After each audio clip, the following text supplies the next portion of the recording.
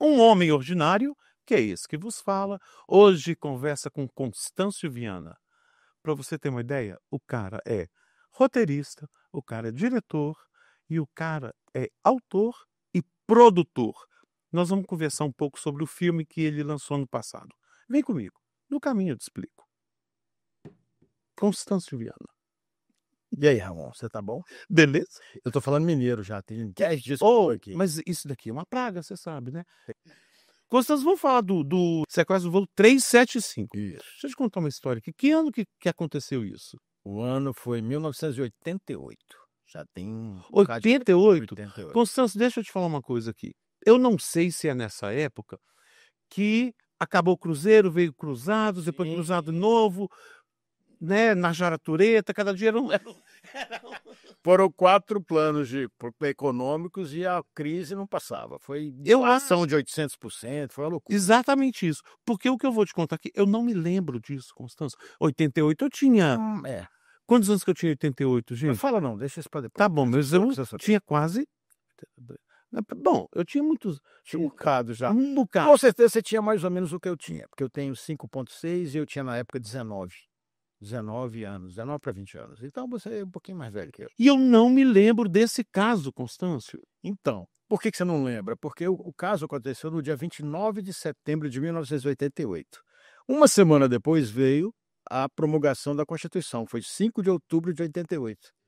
Então a mídia focou nesse caso e esqueceu o outro. E o tempo passou, as pessoas não lembravam, nem eu mesmo lembrava. Eu cobri isso, eu já trabalhava em televisão na época, trabalhava na TV Bandeirantes, que hoje é a Band, e em 86 eu comecei. Em 88 teve esse caso, cobri. Lembrei depois perfeitamente da história, mas tinha caído no esquecimento de todo mundo. E engraçado que eu falo com as pessoas, como assim? Eu não sabia disso, não? É engraçado isso, né? É engraçado. Como que você resgatou essa história? Então, eu resgatei depois de um susto que eu levei, quase acidente aéreo em Moçambique, né? Eu morei na África do Sul um tempo, eu era correspondente da TV Record. Já falei da Bandeirantes, fala da Record. E tem um Homem Ordinário também, que vai virar um canal de televisão em breve. Amém. E eu estava numa viagem em Moçambique. E num voo de 1h30, 2 horas de voo, de Tete, que é uma cidade, para Maputo, duas cidades de Moçambique. O voo entrou numa nuvem de chuva com muitos raios. De repente, uma explosão, um barulho enorme, o avião apagou, apontou o bico para baixo. Não, estou falando a verdade. E eu entrei em desespero, como todo mundo no avião. Claro. Coisas caindo, bolsa, garrafa e tudo mais. E o piloto, graças a Deus, conseguiu recuperar o voo, o avião, e a gente ficou mais 1h30 em turbulência até chegar em Maputo. E a partir daí eu passei a tomar remédio para dormir em avião. Para dormir, porque eu nem conseguia viajar. Até hoje eu evito viajar de avião. E nesse caso, eu voltei para o Brasil depois de um tempo, não conseguia mais viajar. Voltei para o Brasil dopado, claro, tomava remédio para dormir. Inclusive, uma história engraçada, eu posso emendar? Claro. História. Eu gastei mais ou menos uns 5 mil reais dentro do avião, sem saber. Como assim? O povo vendendo relógio, óculos, perfume, e eu fui passando cartão e comprando, dei presente para todo mundo. Você tá brincando? É verdade. Mas aí, depois disso, eu voltei para o Brasil, vim para Belo Horizonte para trabalhar com um amigo nosso que você conhece, o Mário Parreiras. Sim. E em outro canal, do canal Minas Saúde. A gente fazia um trabalho aqui. E eu comecei a fazer pesquisas sobre acidente aéreo, que eu queria fazer um documentário sobre acidente aéreo, o que provoca um acidente e tudo mais. E no meio do caminho, um amigo daqui de Belo Horizonte falou: por que você não inclui nesse documentário a história do sequestro? Aí eu falei: puta, é mesmo, não lembrava. E aí comecei as pesquisas, ele também me ajudou em algumas coisas, e eu tinha interesse em fazer um documentário. Mas as pesquisas foram, eu fui achando piloto, achando passageiros. Achei a filha do copiloto, que foi morto no avião, porque a história é bem complicada. A gente vai chegar nela já. Pois é. Você começou com essa história já tem muito tempo, Constância. Eu lembro quando você começou a falar, já tem mais de 10 anos, não tem? Sim, foi em 2011. O filme foi lançado no final de 2023. 7 de dezembro de 2023. Mas eu comecei a pesquisa em 2011. Ou seja, já tinha 12 anos que eu estava trabalhando na pesquisa, desenvolvimento e tudo mais. Conta o caso pra gente. O caso é o seguinte, tem um inclusive aconteceu em Belo Horizonte, olha só, um lugar certinho onde a gente está. Uhum. Tinha um tratorista chamado Raimundo Nonato, maranhense, uma pessoa simples, que Uhum. viveu alguns anos no Iraque, trabalhando como tratorista, ganhou muita grana em dólar e começou a mandar dinheiro para o Brasil. Quando ele voltou, a crise, exatamente aquela crise que você falou no início, de Uhum. vários planos e tudo, o dinheiro dele praticamente não valia nada. Então ele não tinha dinheiro e não tinha emprego. E ele morava numa pensão aqui em Belo Horizonte e ele não conseguia mais. Ele ia todo dia numa agência para tentar emprego de tratorista e tal. E ele tinha prometido para o pai dele que ele ia voltar com grana, com outra pessoa. Isso não no Maranhão, a família já morava no Pará, mas ele nasceu no Maranhão. E ele começou a ficar revoltado com aquela história. Ele não conseguia trabalho. O dinheiro dele já tinha acabado. E ele falou: alguém vai ter que pagar por isso. Quem vai ser? Sarney. Como é que eu mato Sarney? Simples, vou pegar um avião, vou sequestrar o avião, vou obrigar o piloto a jogar o avião no Palácio do Planalto, que aí eu mato Sarney. Foi isso. A história é basicamente essa. Que, claro, que tem muitos desdobramentos. Sim. E é isso que se conta no filme. Claro que o filme é um filme de 107 minutos. Ele é um filme de ficção baseado nesses fatos. Uhum. Então ele é bem fidedigno à história. Mas tem muita história ainda para contar, que eu pretendo contar futuramente numa série que eu estou trabalhando, negociando para fazer uma Para série poder fazer a série sobre documental, documental. usando todos os personagens, de verdade, os reais. Inclusive o piloto, o Fernando Murilo, infelizmente ele faleceu em 2020. Eu cheguei a gravar com ele para pesquisa, gravei, tem tudo gravado. E ele vai, claro, ele vai fazer parte dessa série. Gravei com a filha do copiloto, a Wendy, que virou minha amiga. A Wendy é psicóloga. Ela, inclusive, dá tratamento de aerofobia para quem tem medo de avião. Ela me falou: "Você faz o tratamento comigo?" Eu falei: "Não, eu prefiro ficar com medo de viajar de avião." É isso, mas a história realmente é bem complicada. Ô Constâncio, é verdade que eu não sei, eu li em algum lugar ou alguém me contou, é verdade que o Bin Laden deu uma pesquisada nesse caso para poder, deu uma estudada nesse caso para poder pra Então, a gente cita isso no final do filme, num trecho do filme, no lettering final, hã.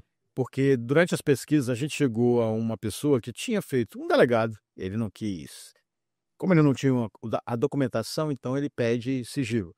Mas ele fez um treinamento nos Estados Unidos e lá ele ouviu isso, que o Osama Bin Laden, ele, quando prenderam ele, mataram ele, entraram no bunker dele, encontraram documentos e alguns documentos eram recortes de jornais que falavam desse caso do Brasil. Que ninguém deu atenção, né? Porque o Brasil é o Brasil, país do terceiro mundo e tal. O cara jogou um avião e essa, mas ele deu atenção a isso.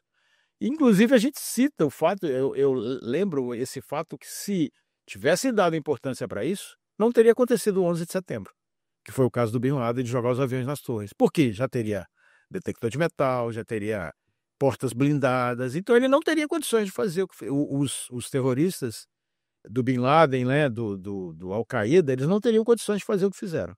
Mas o caso aconteceu no Brasil, ninguém deu muita importância. Só depois de 2011, 2001, quando houve o caso das Torres Gêmeas, Uhum. é que eles blindaram as portas dos aviões, instalaram detectores de metais em todos os aeroportos. Sim. Confins já tinha detector de metais em 1988, mas era por amostragem, ele não funcionava. O Raimundo Nonato, depois que ele foi... Bom, o caso você já sabe, ele foi Mas baleado, preso, levado para o hospital, preso, operado e ficou preso, no hosp na cadeira na maca do hospital. E a Polícia Federal, quando interrogou ele, perguntando por que ele fez isso, ele contou detalhes do que ele fez. E um dos detalhes é que ele pegou o último dinheiro que ele tinha para comprar uma arma, que era um calibre 32, comprou com 90 munições, e ele aproveitou para fazer o teste. Ele viajava de ônibus para o Rio de Janeiro, por exemplo, levando a arma ou um uhum. material de ferro qualquer, e voltava de avião para ver se ele era detectado. E ele também foi de avião e depois voltou de ônibus. E ele percebeu que não se detectava metal. Aí foi quando ele comprou a arma, entrou no voo e entrou armado e fez o que fez. Ele vai para o hospital, fica lá no hospital. Ele é operado, apresentado, ele levou 2 tiros, um na altura dos rins e outro nas nádegas. Só que ele foi operado, o médico, eu acho que era Henrique Ludovici, que não sei se está vivo, operou ele no hospital de Santa Genoveva, em Goiânia, porque foi onde o avião pousou. e apresentou ele para a mídia. Tem fotos dele dentro em cima da maca, tem vídeos também. Ele ainda com os olhos abertos, mas já algemado na maca, e o médico fala: olha, ele é forte que nem um cavalo, ele está bem. Só que depois de 2 dias depois ele morreu. Mas como? Boa pergunta, talvez no documentário eu consiga esclarecer alguma coisa. Mas morreram com ele, né, Claro. uma situação É que nem aquele moço não valia a pena manter ele vivo.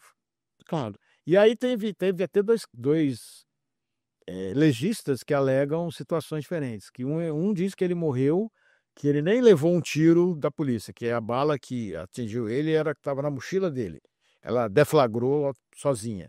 E a outra legista diz que ele morreu não pelo tiro, e sim porque ele tinha uma doença pré-existente, que era febre falciforme. Tá bom. Uhum. Então, a febre, né? A febre chegou naquela hora. Naquele momento. Entendi. É isso. É igual o caso daquele que sequestrou o ônibus, lembra o ônibus? 374. Exatamente isso. Que é bem parecido, né? 174. 174. Que ele entra vivo dentro do camburão e chega morto na delegacia. E aí a alegação que dão é que ele tentou morder o PM, e depois de dizer que tinha uma doença, e o PM estrangulou ele segurando. É mais ou menos isso. Meu Deus do céu. Constâncio, como que foi convencer uma grande produtora a fazer o seu filme? E essa é uma história interessante também, porque eu tentei, eu mesmo sozinho, fazer um documentário. Sim. E o documentário não atrai muitas pessoas, até hoje não é uma coisa atrativa, o cinema que atrai. E aí um amigo, Yuri Queiroz, acho que você lembra dele, Lembro. da antiga GW, Lembro. que estava trabalhando na Ancine, ele falou: Constâncio, eu aconselho você a buscar dinheiro para produzir um filme de ficção para o cinema. E foi o que eu fiz, comecei a participar de vários, mudei a história, convidei um roteirista que na época já tinha feito 4 ou 5 filmes, o Lusa Silvestre, que ficou até o final. O Lusa fez vários filmes e já é bem conhecido, e na época ele já tinha um certo... E ele foi o primeiro a topar a história. Ele entrou, falou: não, tô dentro, adorou a ideia, e começou já a pensar na história. Me deu uma carta de anuência e eu comecei a buscar apoio, né? Eu estava entrando no cinema, eu não sabia como é que funcionava. Uhum. E aí eu tentei, ainda fui em eventos de cinema, conheci pessoas, mandei cartas, as pessoas marcavam para eu ir, participei de pitching, mas eu nunca fui do cinema, então é aquela história, né? Se você não você tem que ter um padrinho. Passados mais 2 ou 3 anos, o Yuri me deu um novo conselho: você vai ter que arrumar uma produtora já do mercado. Isso você já tinha sido aprovado na lei, por exemplo? Não, já estava tudo aprovado, tudo certinho, não tinha nenhum problema com relação a isso.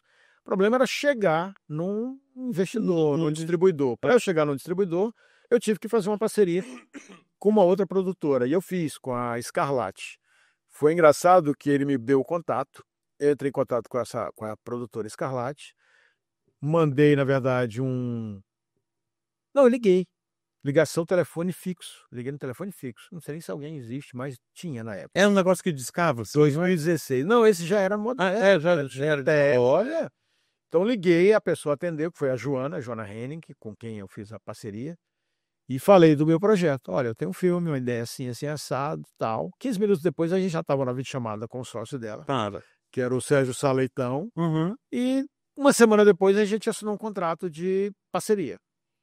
A partir daí, ela entrou no circuito e começou a buscar recurso. Tivemos várias oportunidades de conseguir recursos. Chegamos a fazer um contrato com uma grande distribuidora nacional, e não deu certo porque logo depois veio a mudança de governo, que entrou o Temer no lugar da Dilma. Aí teve um envolvimento de mudança na Ancine, descobriram um monte de problemas lá na Ancine, e aí as produtoras não conseguiam mais levantar recursos, as distribuidoras, e aí meio que deu uma parada. Isso foi em 2018. Uhum. Aí em 2021 veio a Disney, né? Que ela negociou, apresentou, e a Disney entrou, adorou a história. O Bruno Bluval, né, que é um dos diretores da Disney, com quem eu tive contato logo depois, quando a gente começou a quando começou a rodar o filme, e aí andou, aí funcionou. Começou o projeto de desenvolvimento, roteiro, aí entrou um outro roteirista junto com o Luz, entrou o Micael de Albuquerque, entrou o diretor, já estava definido, que seria o Marcos Baldini, Uhum. e aí montaram o elenco e veio o filme. Ô Constâncio, eu acho o filme Espetacular, cara. É do caralho o filme. Pode falar palavrão aqui, irmão? Pode, É, claro. o filme é do É caralho, do cara. caralho aquele filme. É é bem dirigido, o roteiro te prende, os atores são ótimos, eh, os efeitos especiais eu adorei, que eu não acreditei naquilo quando você me mandou, que o roda o avião, né? É. E é um giro real. É, pô, você me mandou. Como que é O isso? Rambo, por exemplo, que é o diretor de fotografia, pessoa sensacional, Hã. ele trabalhou de cabeça para baixo vários dias filmando. Porque, assim, dentro do avião foi criada uma traquitana que Aham. foi construída para fazer com que o avião girasse mesmo. Um grande detalhezinho que é importante falar: o avião que foi sequestrado era um Boeing 737-300, que é um avião mais moderno e tudo.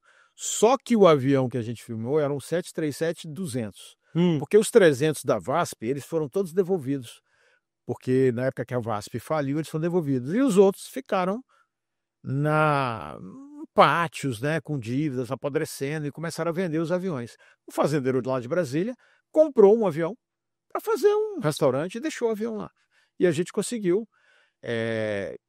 alugar dele esse avião, e aí levamos o avião todo desmontado, a parte interna Ah, você inteira, hã. a parte interna e a parte interna inteira foi desmontada, a cabine, todas as poltronas, banheiro, toda foi desmontada, colocado em 3 caminhões e levado para São Paulo, no meio de uma greve de caminhoneiros. Ou Ficou parado um período na estrada e tudo mais. Esse avião foi montado em um estúdio gigante que tem em São Bernardo, que é onde faz o MasterChef. tá bom. Eu não vou lembrar o nome do estúdio agora, Aham. mas é um estúdio muito antigo e que gigante. A gente usou 2 pedaços do estúdio, porque no meio era o MasterChef. De um lado estava a cabine, de um lado estava o charuto do avião, que era a parte onde ficam os passageiros, do outro lado era a cabine. E foi criada essa traquitana que faz o avião girar. Então, assim, todas as poltronas foram colocadas, o pessoal tinha uma proteção para amarrar cinto, os pés, e o avião girava. Eu vi. Era sensacional, e assim, eu acompanhando aquilo, eu não acreditava. E a cabine, ela fazia o movimento que a gente chama de tilt, né, para cima, para baixo e para cima. E o outro fazia o giro. E era sensacional, assim, era Não, uma forma de agora vem cá, não tradução. não tinha jeito de rodar a câmera e colocar o povo com o cabelo pra cima? Isso seria muito simples, né, mas foi Não, né? não, acho que não. Não. Então o ideal era fazer as pessoas mesmo desesperadas. E os atores, como é que eles Alguns se divertiam. Sei. O Baldini costuma até brincar dizendo que tinha momento que ele parava a gravação, porque a pessoa estava com o cara desmaiada, já passando mal. Aí ele: para", o cara: "Não, eu só estou encenando". Porque tinha o elenco de apoio, que é o momento de brilhar, gente, vamos lá, porque tem os atores principais, Sim. mas o elenco de apoio precisa brilhar. E ele disse que tinha momentos, era engraçado que eu acompanhei muitas gravações, Hã. e tinha umas cenas que o pessoal tinha que gritar. E ele falava: "Grita, grita", e todo mundo gritava. Ele: "Não, mas grita sem fazer barulho", porque tinha que captar o som do ator falando com o outro. Então, assim, é uma coisa, é o cinema, né, cara? Grita sem fazer ba Grita sem fazer barulho. Tinha aquela história mesmo dele jogar o avião, Sim, tudo mas aquilo é isso real. aconteceu? Tudo é real. Eu tenho isso gravado com o comandante Fernando Murilo. Os passageiros com quem eu falei, todos falam que tiveram a sensação de que o avião estava caindo. Não sabiam explicar o que que era. Mas ele fez primeiro esse tunô, que é esse giro do avião, É, que a ideia dele era derrubar o Raimundo Nonato. Por que que ele fez isso? Primeiro que o copiloto já tinha sido morto, morto. né, e ele matou, porque num momento lá de alucinação dele, ele achou que o copiloto fosse pegar uma arma, quando na verdade ele queria pegar o rádio. Uhum. E ele deu um tiro Foi. atrás da nuca e matou o copiloto. E aí ele queria levar o avião para Brasília, e o avião já estava quase sem combustível, né, porque o avião só ia sair de Belo Horizonte para o Rio de Janeiro. Uhum. E aí ele saiu em direção ao Rio de Janeiro, teve que desviar para Brasília, e o comandante ficou inventando que estava atrás da nuvem, que ele não conseguia ver Brasília, tudo aquilo que você vê no filme. Sim. E aquilo ele estava ganhando tempo. Só que já tinham 2 caças da Força Aérea sobrevoando atrás do avião, que se ele fosse para Brasília, é porque eu estou em Belo Horizonte, mas eu moro em Brasília. Uhum. Se ele fosse para Brasília, que o avião ia ser abatido.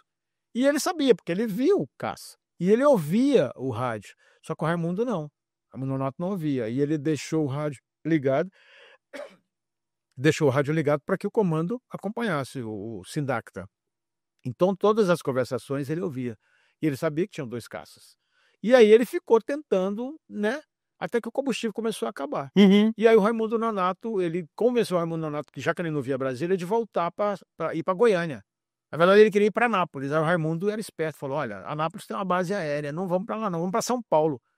Aí ele falou assim: "Não, para São Paulo a gente não chega. Então vamos para Goiânia". Aí ele concordou em ir para Goiânia. Só que no meio do chegando em Goiânia, ele já avistando o aeroporto à frente, ele a 11.000 metros de 11.000 pés, o Raimundo Nonato mudou de ideia, falou: "Não, eu quero ir para São Paulo". E o avião já não tinha mais combustível. Ai. Aí foi quando ele fez a primeira manobra, que foi o tunô para derrubar o Raimundo Nonato. Tu não é aquele negócio Que ele gira no dorso do avião, aquilo que mostra, né, sim, ele fez aquilo pro Nonato, cair. cair, desmaiar por conta da gravidade. Isso. Só que ele caiu de fato, e ele voltou com o avião, só que o Raimundo Nonato levantou de novo e apontou a arma na cabeça dele dizendo que ia matar, e ele não teve outra alternativa a não ser jogar o avião em parafuso.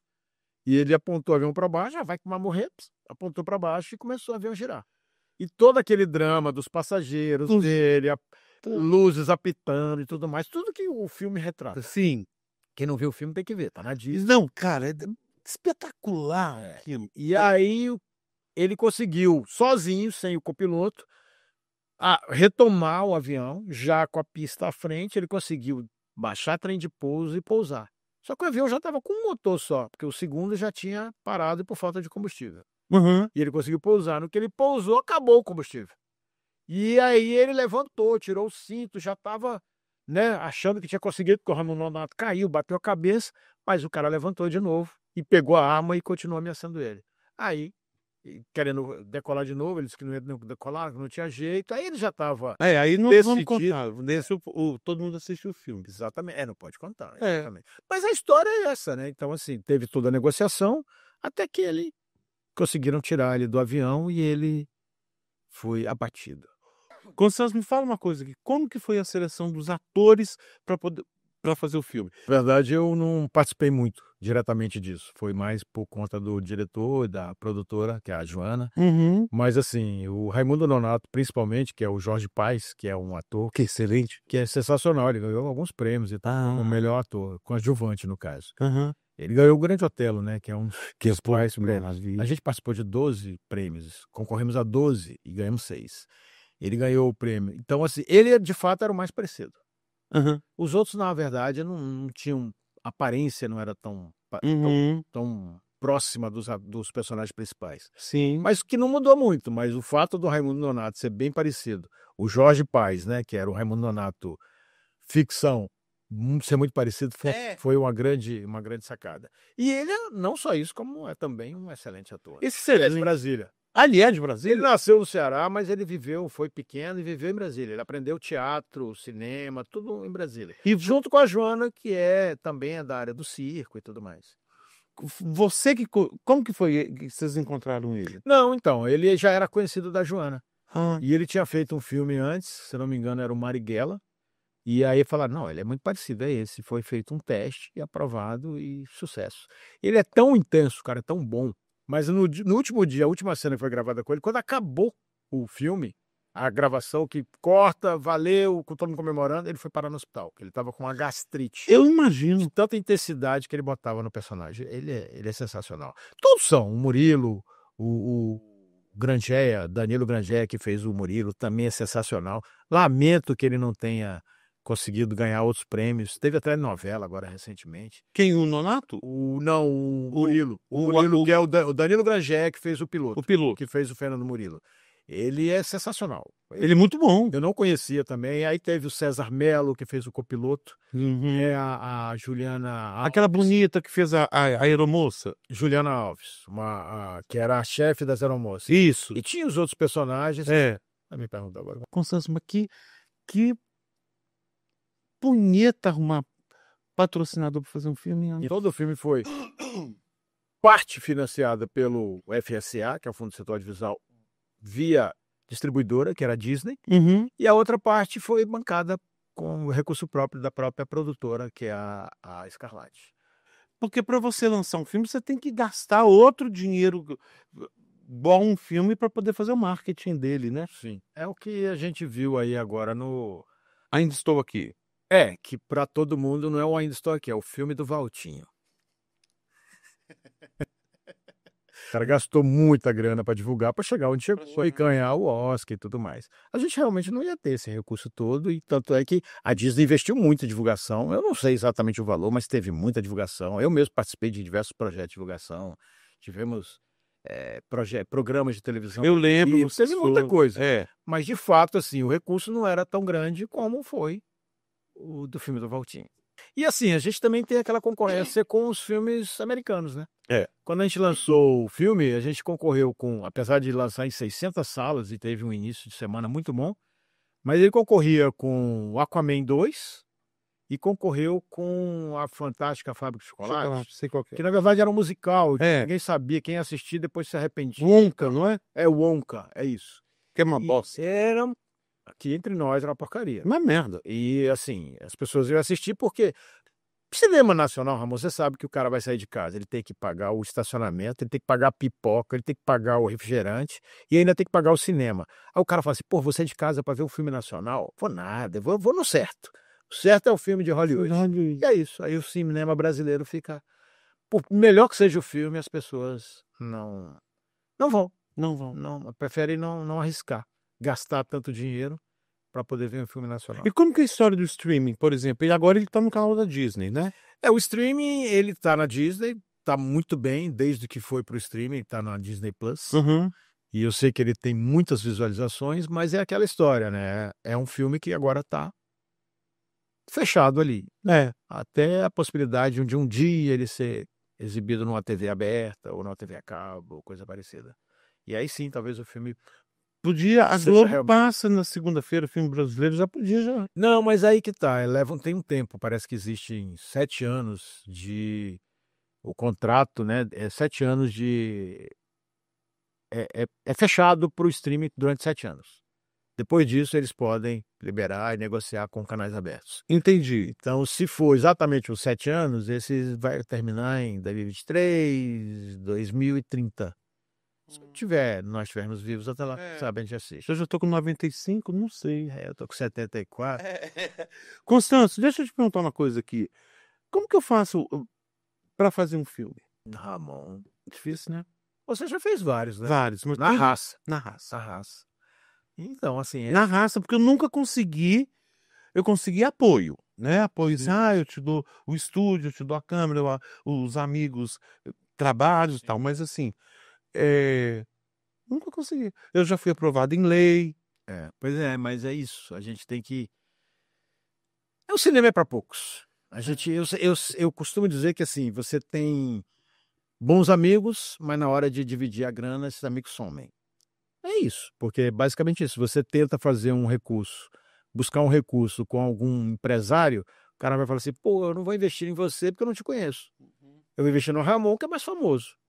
E é isso, assim, por mais que o cara tenha a dedução do imposto, mas ele não acredita em você. As leis não são criadas para te ajudar. Não são. A lei de incentivo, os editais, como é que saem os editais? O cara pega lá um edital de 100 milhões. Agora mesmo saiu um da TV Brasil, que é 110 milhões do Fundo do Setor Audiovisual. Eu, de teimoso, participei. Não Uhum. sei se eu vou conseguir nada, mas participei por quê? Porque eu quero fazer uma série. Uhum. E a série documental sobre esse caso, que lá eles querem fazer em 8 episódios. O recurso que eu quero é X. Só que o edital prevê várias situações. Uma delas é certidão disso, daquilo, eu consegui chegar. Uhum. Só que também tem lá no edital que a pontuação da produtora vale a produtora, o nível, vale o nível do diretor, vale o nível do produtor executivo, vale o nível do roteirista. A última coisa que eles vão ver é o argumento. O argumento é a melhor coisa do mundo. Você pode. Vários editais são assim. Você chega num edital que está lá previsto tudo isso. A última coisa que eles vão ver, que é o argumento, se você não passou nos outros anteriores, ninguém vai saber que o seu filme, que a sua história é boa. Mas vão contratar um cara que vai fazer lá o Sexo da Borboleta Lilás no Himalaia, Uhum. porque é um excelente produtor a nível 5, porque o diretor já tem 20 filmes, a produtora, entendeu? Então, assim, o filme pode ser uma porcaria, mas esses caras vão conseguir entrar. Já o meu filme, se for um filme fantástico, vou falar sobre um assunto sensacional, qualquer um que seja, não mais o filme, né, que já foi produzido, mas qualquer assunto fantástico, eu já não vou entrar. Então é isso, os editais não são feitos para novos produtores, não são feitos para os únicos Sim, produtores, exatamente isso. para as grandes produtoras. É. Então é isso. É isso mesmo. Um filme meu foi aprovado na lei Rouanet, Uhum. e eu fiquei todo empolgado. Aí consegui uma entrevista num banco, cheguei lá, eu não sei porque o cara me chamou, eu vou te ser sincero, na hora que ele pegou, falou, antes dele ler, sabe qual é? Por que eu vou dar dinheiro pro seu filme e não dar do Fernanda Montenegro? Ah, mas é isso. Aí eu falei, dá pra da Fernanda Montenegro lá, precisa mais do que o meu. É, exatamente.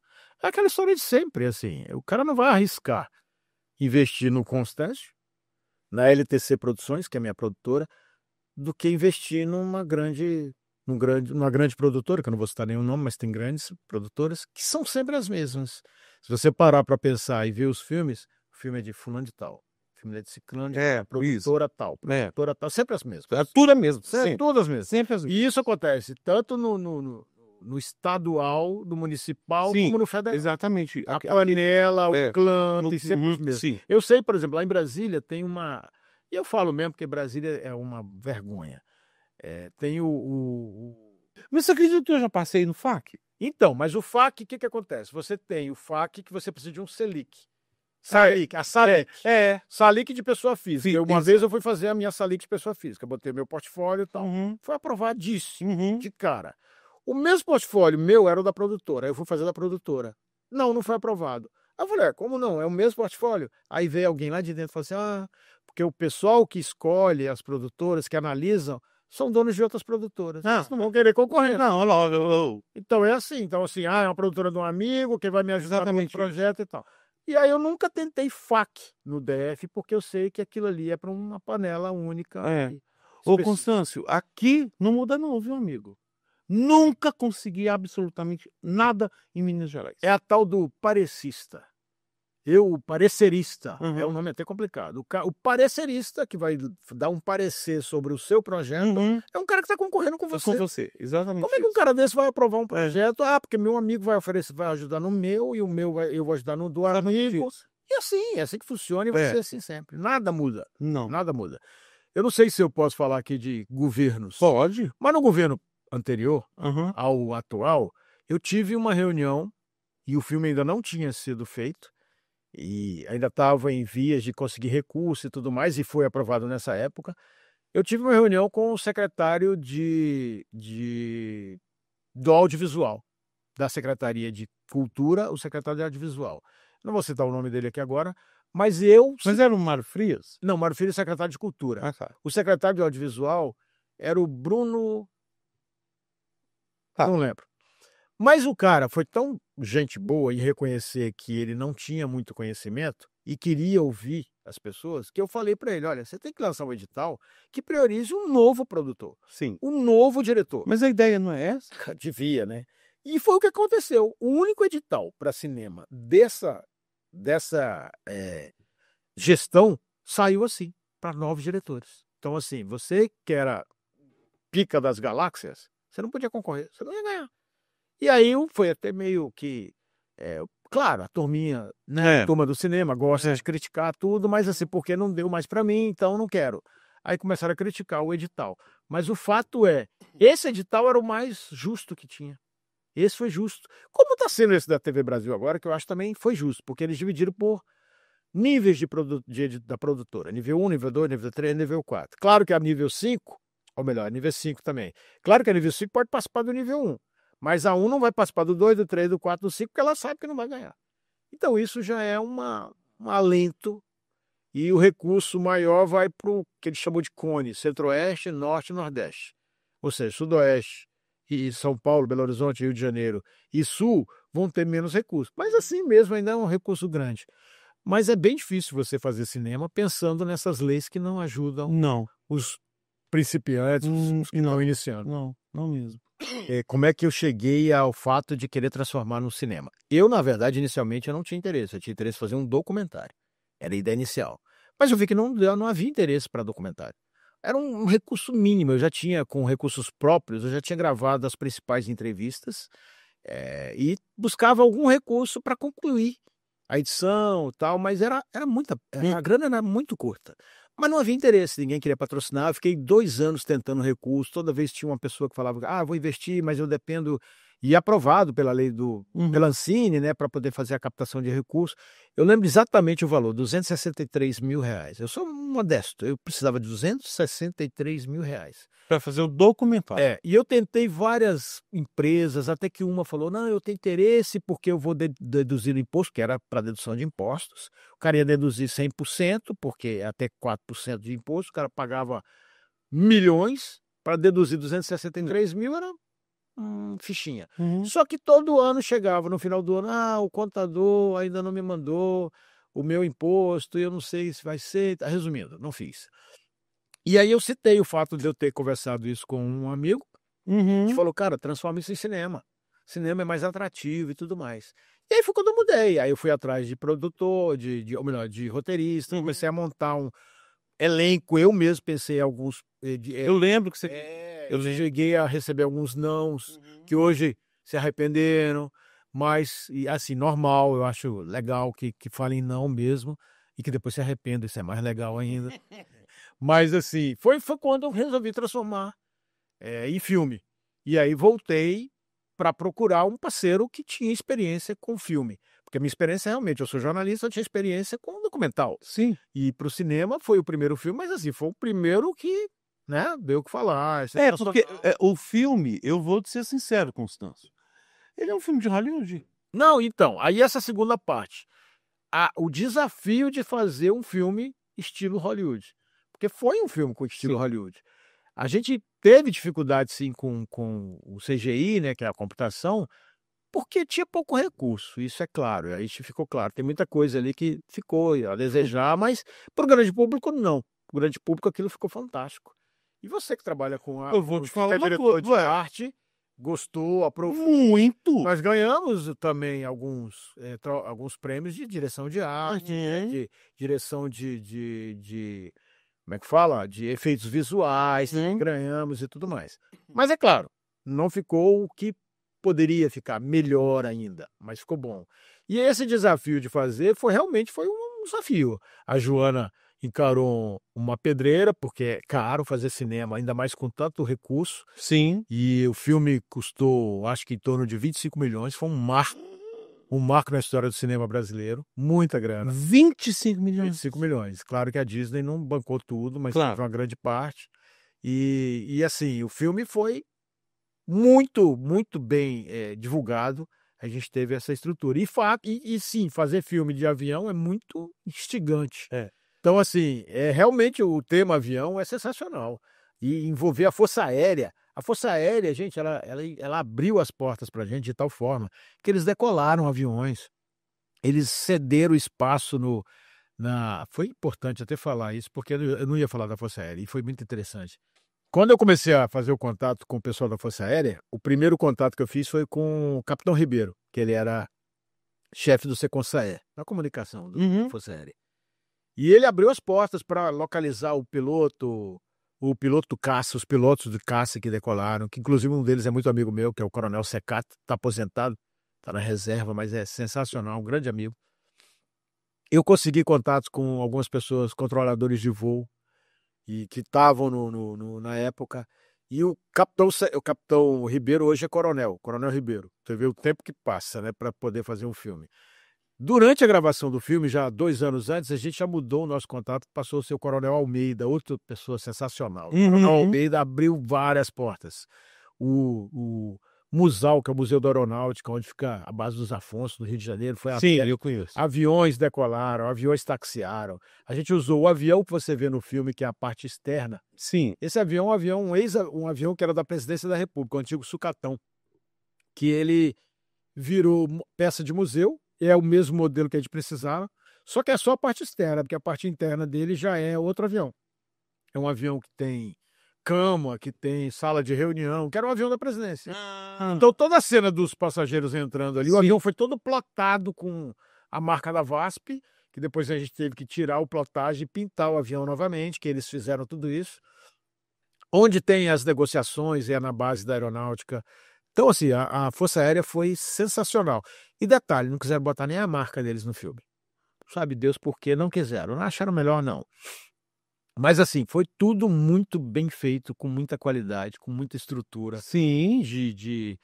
O filme envolveu mais de 1.100 pessoas, entre técnicos, figurantes, atores e profissionais de cinema. Sim.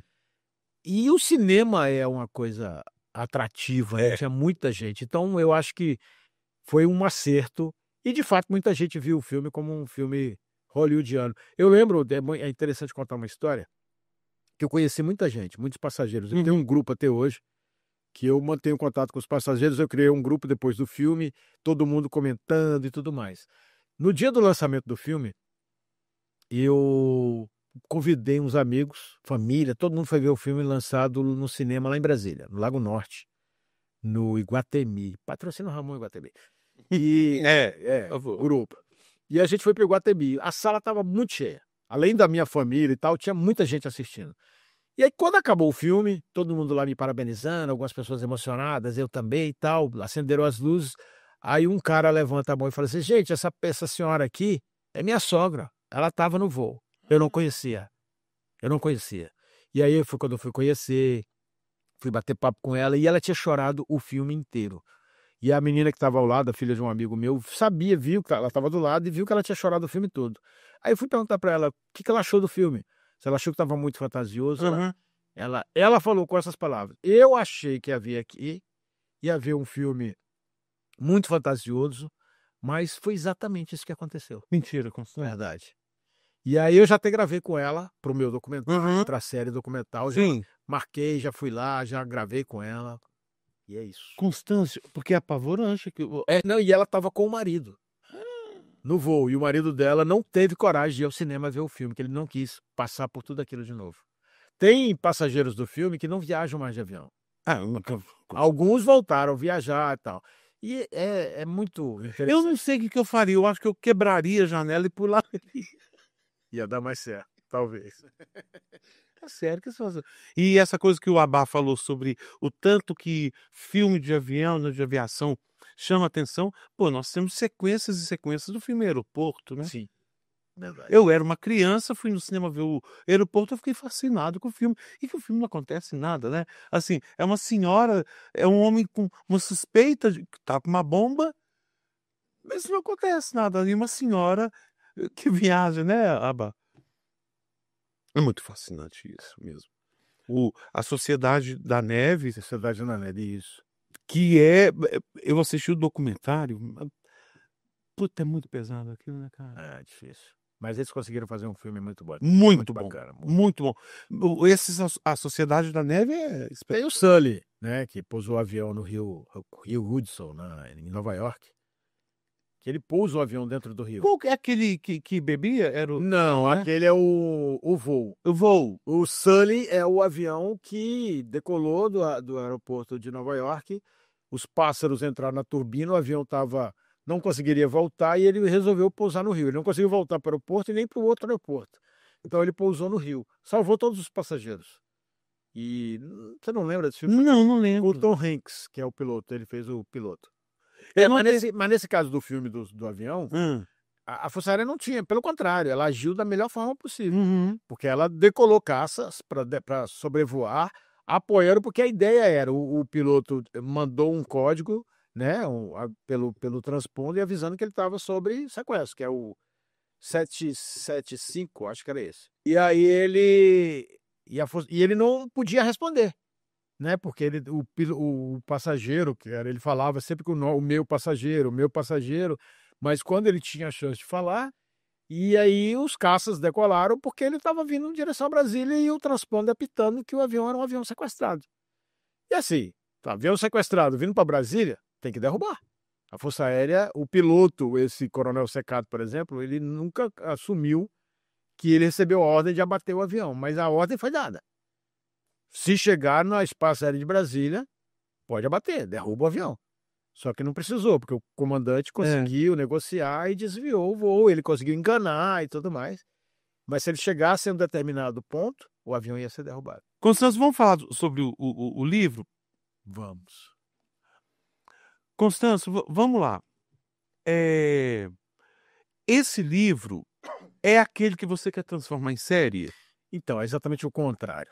Hum. Ele já era uma série, eu já tinha um argumento para fazer uma série. Foi aquele que eu fui pro pitching para você ou não? Isso, Tá bom. aquele. Ai, tá vendo? O cinema é tão caro que a gente pede pros amigos que estão na cidade Não, claro. participar do evento, mas na época eu não podia vir a Belo Horizonte.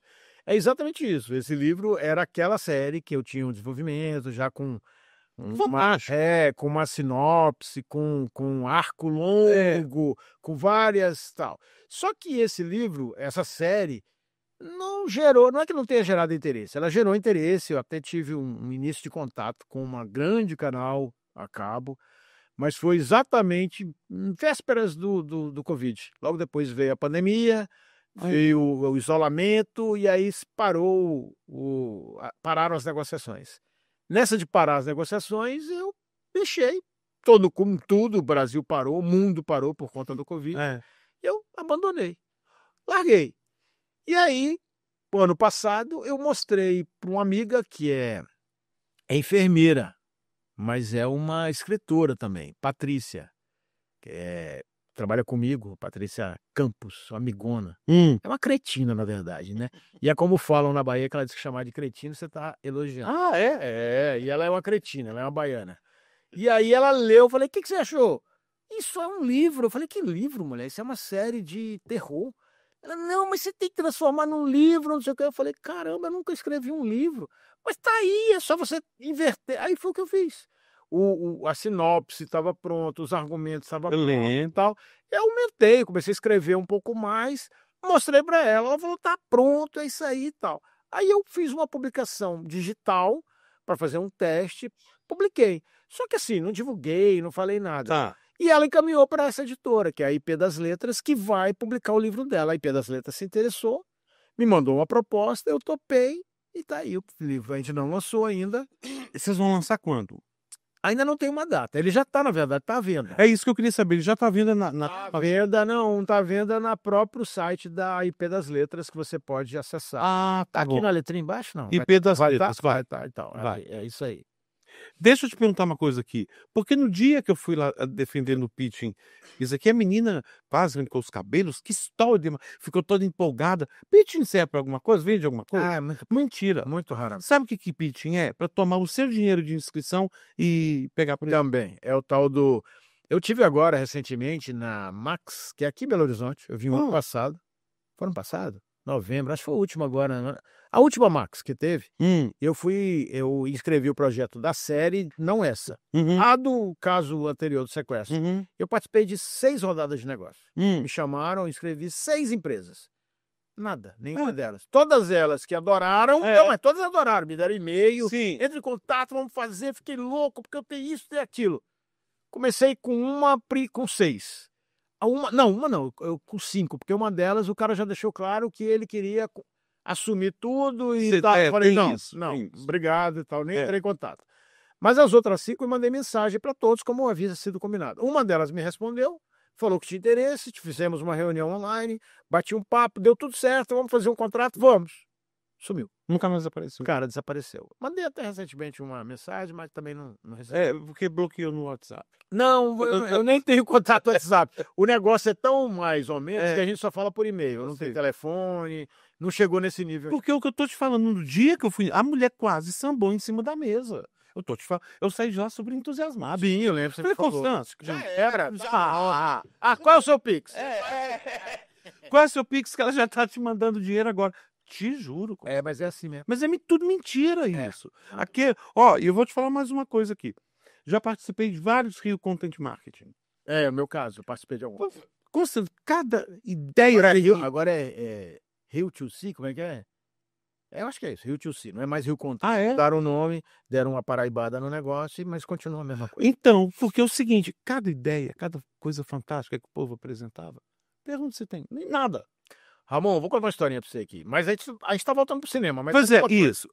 Mas eu já participei de outros editais que eu sabia que o meu produto não estava pronto, mas tinha outros fantásticos.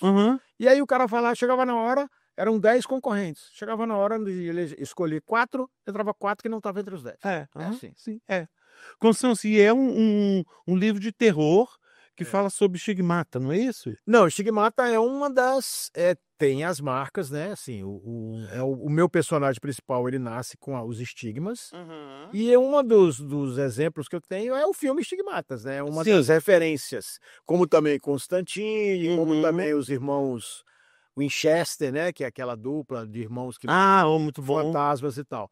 E nesse caso eu me baseei nisso para fazer a série, né? Mas eu falei, pô, mas já que eu vou escrever um livro, eu vou continuar com o mesmo enredo, com a mesma história, tentando dar esse ar de terror. Mas o livro é meio terror, tem uma parte cômica, que tem um personagem vagabundo, que é um fantasma, que inclusive é em homenagem ao Ramon, que chama-se Nomar. Nomar, como é que é? O Navarro, é Navarro ao contrário. Ramon, ao contrário. Não, o Ramon é o Novar. É Nomar.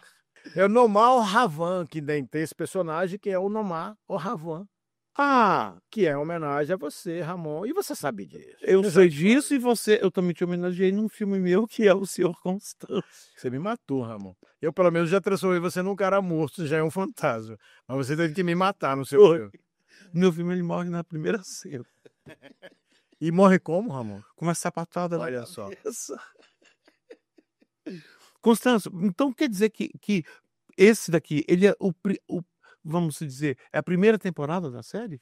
Então, ele passa a ser a primeira temporada, porque como é um livro que é uma série que teria arco longo com muitos episódios, quantos eu quisesse, que ideias são dezenas, centenas, eu posso escrever uma série de livros, mas é claro que não vou fazer isso. Não.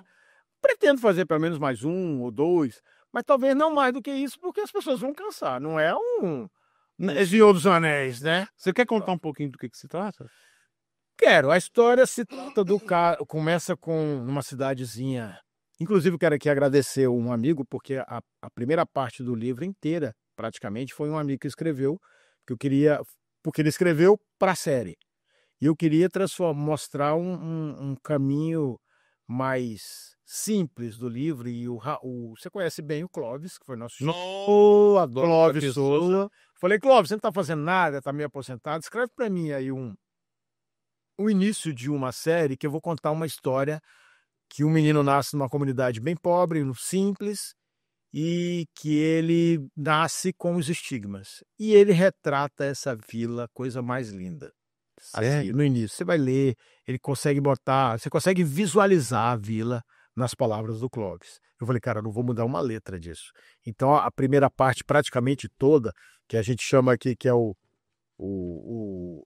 nascimento, o primeiro capítulo, né? No Nascimento, é o nascimento. Ele retrata. Esse primeiro capítulo, então, não fui eu que escrevi. Foi o Clóvis. Você inclusive, eu homenageio eles nos agradecimentos e tal, porque de fato foi. Eu falo aqui que o meu amigo Clóvis, ele ele foi a faísca inicial, né? Porque de fato. Bacana. E eu já falei isso para ele. E aí a partir do segundo capítulo eu começo a desenvolver. Mas a primeira parte, que é o nascimento, é exatamente falando sobre uma noite fria, numa área pobre, numa vila com pequenos casebres, com pouca luz, cachorros latindo. Ele consegue mostrar essa vila, você consegue ver a vila. Isso é muito bonito. E ali tem um senhor que vai atrás de uma senhora, uma adolescente, que vão andando pela vila até chegar numa casinha simples, uma casa de pau a pique, abre o portão, abre a casa, entram e tem uma moça que está para ter filho. E essa senhora que entra é uma parteira que fez todos os partos, que acompanhou ela, e ela tem esse filho e descobre que ele nasce com as marcas de Cristo, os estigmas. E o tempo vai passando, ele cresce, as pessoas já ficam assustadas com aquilo, na vila pequenininha, e aí começam a aparecer pessoas para conhecer o menino, achando que ele é um enviado e tudo mais, e de fato ele começa a ter contatos com pessoas mortas. E ele começa a agir normalmente, naturalmente, porque é uma criança. Você não vai contar mais, cara. E ele cresce. Mas ele cresce. Ele cresce. Isso. Aí é quando ele conhece, ele vai parar num colégio, né? No colégio de padres, porque o padre Antônio, que é na série, o padre Antônio seria o Similião, que você conhece. Nossa. E o Similião adorou a ideia também. Então, no livro, o padre Antônio acha que ele precisa, porque ele faz várias coisas ainda na infância que o livro mostra. E ele vai parar num mosteiro, na verdade, né? E Isso. ele vai aprender a ser padre, aprender a desenvolver melhor, conhecer melhor esse poder que ele tem de falar com as pessoas mortas. E nesse caso, ele aprende algumas coisas e lá ele vê mortos, né? Ele vê vários mortos, várias almas, vários vagantes por ali. E ele conhece o Ramon, que é o Nomar, que está lá vagando, que ele percebe que o cara consegue, que o Jesus, que inclusive o nome dele é Jesus, a mãe dá o nome de Jesus quando vê o filho, o Nomar percebe que ele consegue vê-lo. E aí começa a perturbar, e ele é um fantasma espanhol, que fala com Jesus, e eles começam a ficar ali mais íntimos e tal, e ele passa a ser um companheiro dele. E dentro do mosteiro tem um outro aluno, que é o Samuel, que eles passam a fazer um trio. Só que o Samuel não conhece o Nomar, não vê. Então a história se desenvolve em cima disso, com algumas situações mais embaraçosas, mais complicadas, que a gente segue nos próximos livros. Que bacana, cara. A história é bem legal. E assim, para uma série de televisão ou de streaming ou coisa parecida, tem poucas séries brasileiras que falam de terror. Tem. Eu já pesquisei algumas, são pouquíssimas. Porque tem uma, eu não me lembro aqui tem uma aí. Tem uma com aquela Cássia Kiss. Da Cássia Kiss. Eu não lembro o nome também. Também não. Você lembra? É na Globoplay. Na Globoplay, o cara tá com cabelão. Isso aí é uma situação que passa ali. Fora isso, eu não lembro de outra. Tem um filme que fizeram até com aquela Marjorie Este Ano, que ela é uma bombeira e ela entra numa casa e a casa é meio mal assombrada, mas eu acho que isso não é uma série, é um filme também. Mas série com esse tema terror não tem. E eu confesso que o primeiro livro, ele não é um terror aterrorizante. Uma criança de 14 anos, um adolescente vai ler e não vai se assustar, mas é um livro para qualquer idade. Então assim, porque tem sustos, mas também tem uma história bem contada. Com a Cássia aqui. Desalmada. Desalma. Desalma. É o nome. Exatamente. Ela é uma desalma também.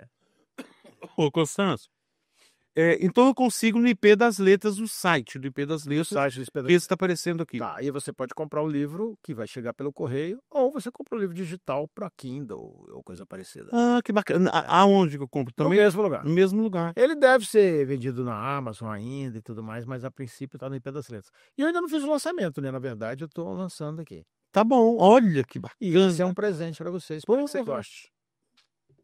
Espetacular. Constâncio, meu amigo. Muito obrigado. Eu que agradeço. Muito obrigado. Eu tô te devendo isso há algum tempo, né? Várias vezes você me convidou e eu não conseguia. Falei, vou fazer vídeo chamado. Não ia ficar legal. Mas foi bom, Ramon. Obrigado demais. Eu que agradeço. E você, não esqueça de curtir o canal. Se você gostou, indique para os amigos. Se não gostou, indica para os inimigos. Tá bom? Obrigado, gente. E até a próxima. E desejamos a todos um excelente voo. BASP 375, responda. Oi, mãe. E a Terezinha, como é que tá? Tá bem, tá. Você fala pra ela que o pai ama ela, tá? Conversão automática em cruzados. Isso aqui é um sequestro! Todo mundo quer! Bora pra Brasília! Capitão Peluzinho. BASP 375, destino Rio de Janeiro. Alterou a proa pra Brasília. Vai matar aquele filho da puta do Sarney! Jogar o avião no Palácio do Planalto?